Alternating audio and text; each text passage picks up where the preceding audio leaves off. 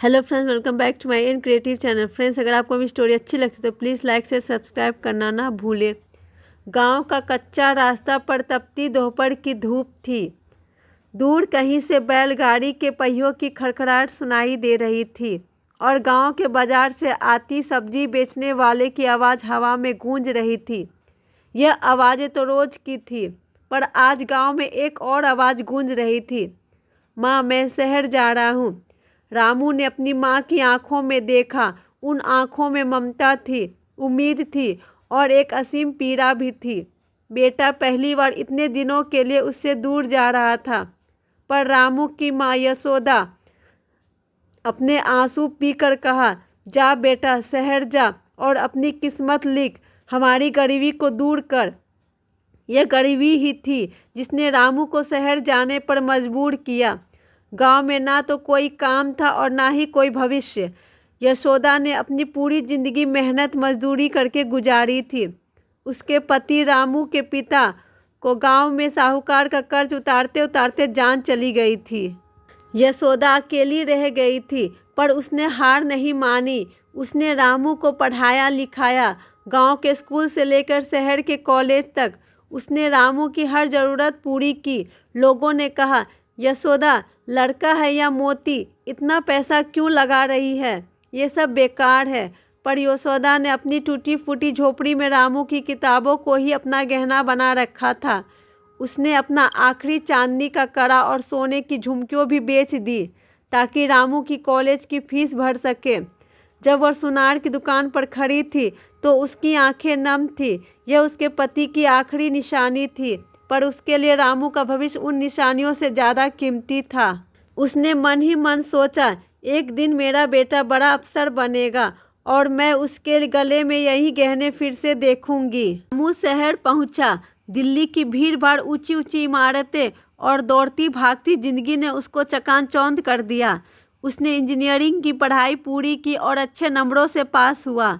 उसके पास डिग्री थी, हुनर था और सपने थे, बहुत सारे सपने। सबसे बड़ा सपना था अपनी माँ के लिए एक पक्का घर बनाना और उनके चेहरे पर वो मुस्कान वापस लाना जो सालों से कहीं खो गई थी। पर यह सर सिर्फ सपनों को सजाता नहीं था, बल्कि उन्हें तोड़ता भी था। रामू को महीने तक नौकरी, हर दरवाजे पर उसने दस्तक दी, हर इंटरव्यू में बैठा, पर हर बार जवाब मिलता, क्षमा करें, आपके पास अनुभव नहीं है। अनुभव? एक फ्रेशर के पास अनुभव कहाँ से आएगा? वह अपने डिग्री को देखता और सोचता, क्या इस डिग्री की कोई कीमत नहीं? दिन महीनों बदल गए और महीनों सालों में रामू एक छोटे से कमरे में किराए पर रहने लगा। अपनी माँ से वह रोज़ बात करता और झूठ बोलता, हाँ माँ, मेरी नौकरी लग गई है, बस कुछ दिन में सैलरी आएगी तो भेज दूंगा। उसकी माँ यशोदा गांव में गर्व से कहती, मेरा बेटा शहर में अफसर है। पर रामू की ज़िंदगी की सच्चाई कुछ और थी। वह दिन भर नौकरी की तलाश में भटकता और रात को अपने किराए के कमरे में अकेले रोता। कभी कभी वह सोचता कि क्या वो अपनी माँ के लिए बलिदान के लायक है। उसके सामने उसकी माँ का वो चेहरा आता जिसने अपनी आखिरी निशानी बेचकर उसे पढ़ाया था। यह सोचकर उसकी आत्मा कांप उठती। एक दिन यशोदा का फ़ोन आया, बेटा, गांव में एक सरकारी योजना निकली है, मैं अपना घर बनवाना। ठंडे पड़ गए। उसने झूठ बोला कि उसकी नौकरी लग गई है।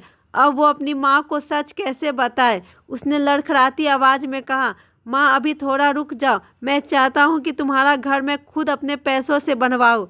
यशोदा ने कहा, कोई बात नहीं बेटा, जब तुम्हें ठीक लगे।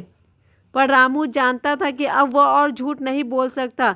उसका दिल एक अनजाने डर से भर गया था। वह जानता था कि एक दिन उसकी माँ को सच पता चलेगा, और वह दिन आ गया। गांव में एक रिश्तेदार की शादी थी। रामू को गांव लौटना पड़ा।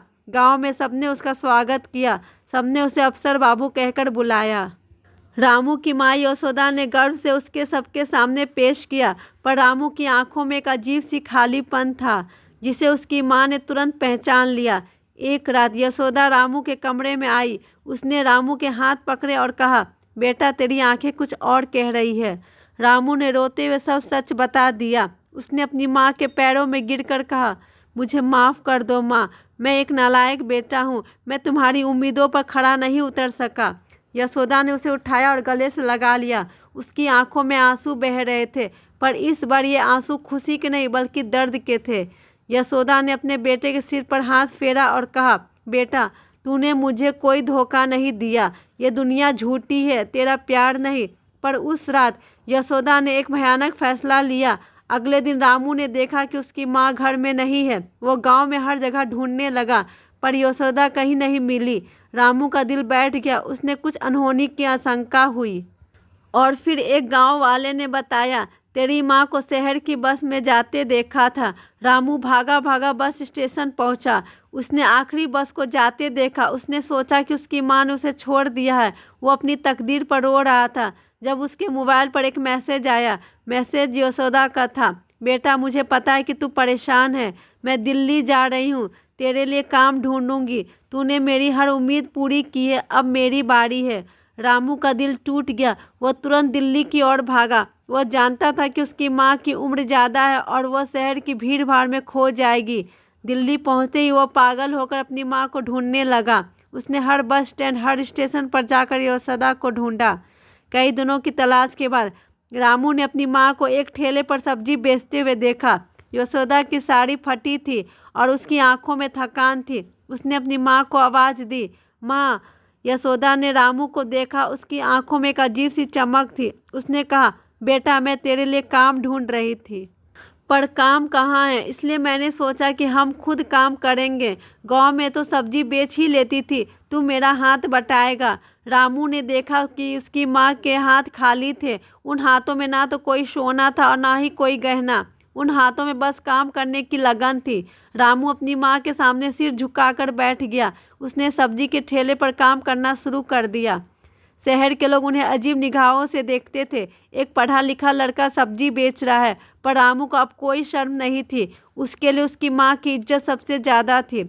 यशोदा ने अपनी सोने की झुमकियों बेचकर बेटे को पढ़ाया था। बेटा अपनी माँ की इज्जत के लिए सब्जी बेच रहा था। ये कहानी सिर्फ रामू की नहीं है, ये उन लाखों युवाओं की कहानी है जो सपने लेकर शहर आते हैं पर बेरोजगारी की कड़वी सच्चाई से टकराकर टूट जाते हैं।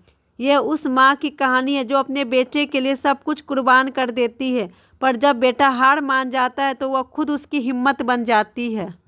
संदेश, बेरोजगारी सिर्फ पैसों की कमी नहीं बल्कि सम्मान और आत्मविश्वास की कमी है। माँ का प्यार और बलिदान किसी भी डिग्री या नौकरी से बढ़कर होता है।